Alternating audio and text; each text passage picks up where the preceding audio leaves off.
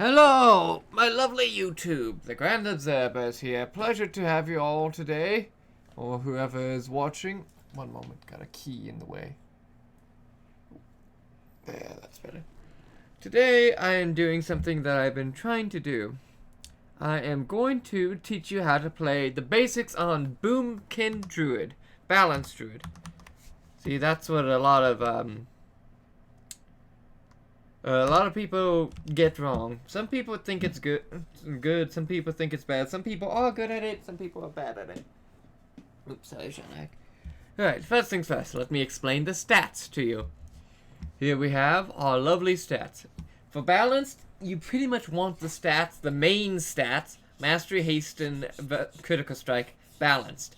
Mastery is always going to be the highest, but you don't want it higher than 30%. Sometimes 25% based on situation of damage and such.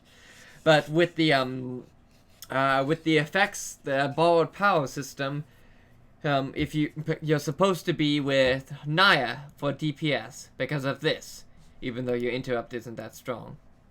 Yeah, see, this is not really good unless you're a tank or whatever. But yeah. You always want to go with Naya. Your best things are going to be this, because it increases your duration. And then this, because you have 20% increased damage on your Convoke Spirits. But if you're a balanced druid, you're always going to want to be Night Fae. There's just nothing better, trust me. Because Convoke Spirit does 16 abilities in 4 seconds. That's a huge bet. And on a 2-minute cooldown. So you can pop that 3 to 4 times a fight. If you do it right. Stats. You always want to be at 15% 15% critical strike, 15% haste if possible. If not, 13's pretty good. But as I said, this is all perfectly balanced. So I'm at the best where I should be. Versatility can help. You don't want to bother going higher than 10% on versatility because you have other stats that need more importance. Let me think. Rotation. Rotation is very different. Oh, let me first explain. Talents. Nature's balance, because you always want to have a self-relying source of astral power, so because not every fight is going to be you shooting at something. You want to have constant generation. That sounds good, but the problem is it's still not a constant. So, and you don't have the exact power to begin with, like 40%, yada yada. Mobility is always most important because you should be relying on your healers, not this or that, unless you're a tank. Again. And this is why the mobility is better, because you're always going to want to go for a self-healing. And if depending how a fight goes, you might want to pop off Wild Growth or something to give yourself extra healing to yourself. Wild Heart, so you can use Restoration Affinity better. People might say Mass Integument or based on fight, but trust me, on most situations, you're always going to go Heart of the Wild. For burst damage, which is what you're pretty much going to be doing, you're always... based on all these fights, you're going to be using Incarnation of a Loon. Star-Lord is useless because it just, it doesn't last long. You pretty much have to have everything up at ready, but as I said, the haste is not that important because everything you have already helps you a lot.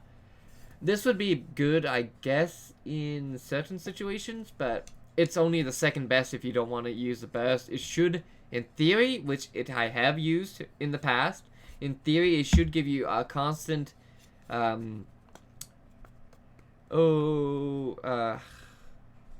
actually, no, they changed that so much. That is super useless.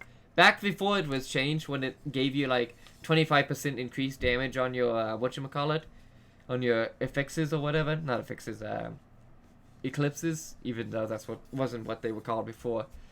That would have been your second or first go-to based on either stats or fight. Twin Moons is good for cleave fights. You really don't want to have this because 1.8k damage constantly versus... as you can see, these deal more damage constantly regardless. So having a third dot is useless, and that's only good in AoE fights. even if it has the mobile thing. Personally, this last one, all of these can be good. Fury of a Loon is a 1 minute burst, but in my opinion, it's because of the cooldown. You're always going to want to go with New Moon because it generates twice as much astral power, and it has 3 different abilities, which means it can crit different damage. That does 4k, not counting a critical strike. Critical strike means it could probably crit 6 to 8k. While New Moon, its highest damage does 5k, and critical strike, from what I've seen, can make it go to 10k. And it is affected by other stuff too. Solstice is much more for AoE fights. Big AoE fights. Because of your constant switching around. But it doesn't seem to be very effective, so the damage does not... Because the fight from shooting... The abilities of Shooting Star only does 500. And 500 for 6 seconds, 300% off, and it's more of an AoE thing for cleave. But again, New Moon does cleave damage at its last at full moon, so that is still much better even for the cooldown. But that's all the talents. Now then, for fights, I really don't know why there's a Raiders and Dungeon Dump, but I'll just use the Raiders dummy. Hi. First things first, depending on which fight. If it's single target, you're always going to start with Starfire. If it's not single target, you're always going to go with Wrath. Or whatever. But basically at the start of... But here's how you do on the start of fight. Based on what trinkets you have, these are what I have. These tend to be the better ones, because this one can give you any stat. At least like 500 or something like that, 600. Which is a lot.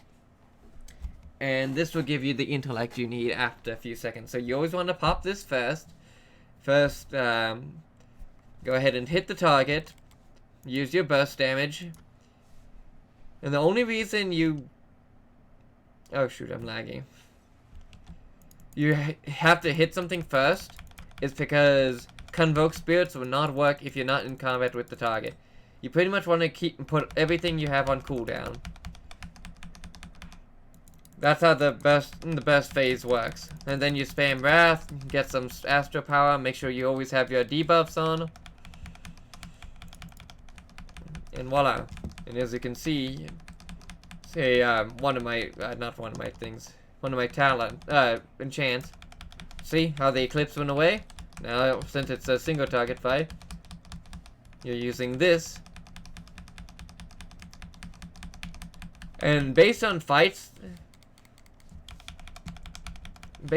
you should always have based on fights on movements and stuff, you should have a high of 4k constantly, or close to 4k, based on either your gear, gear, skill, and eye level. Eye level and gear are the same thing.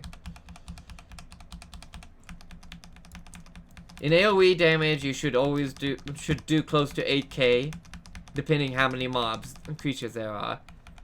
Because Boomy Druids have a notoriously, ridiculously good AoE.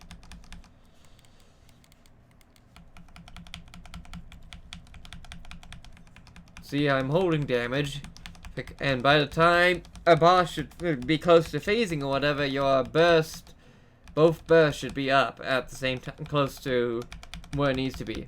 Now here's the difference between raid fights themselves. In raid fights, you have to pay attention to the mechanics and which phase is what. So normally you don't want to press this constantly when it's off cooldown. You want to wait till you get chosen again, because that will increase the critical strike chance and yada yada yada. Which also increase the chance of which also increase the benefits. It gives you the benefits of celestial alignment, which also works with Convoke Spear.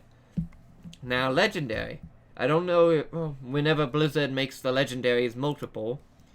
For the first legendary you're always going to want is the Primordial Arcane Pulsar.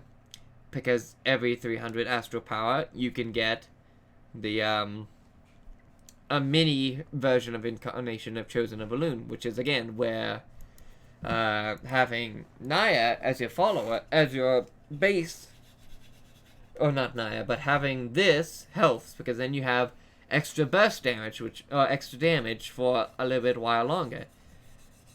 So constantly, you should always have Incarnation of Balloon up 60% of the fight, if you're not moving a lot and able to constantly grind up the Astra power. Wait. That's a lot of the time, though. 60% of the fight. And once Blizzard allows you to get more of the legendaries on at once, which I imagine they're only going to let you put 2 at once, 2 or 3. I highly doubt 3. But next thing you're going to want to do is probably reducing the cost. What was it? I know I saw something earlier. Echo of ANR or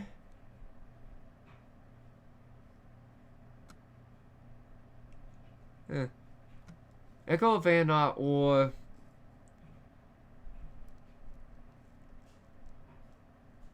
I guess, yeah. I haven't actually really thought of that. Well, Echo and AR, it's honestly probably one of the better ones. Because of increasing your damage by 10%. But I don't know how often that procs, so you can't take my word for it, especially since I won't be bothering using it.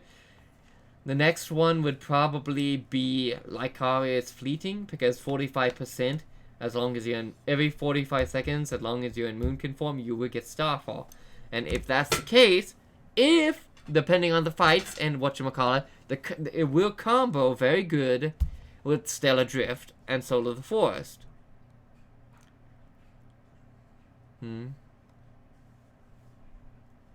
Because then you will have a constant flow of extra damage. Albeit, it won't be as good as Incarnation of Balloon, but it will give you a constant stream of damage. That's the theory. And then, of course, the fourth next best one. Was it third or fourth?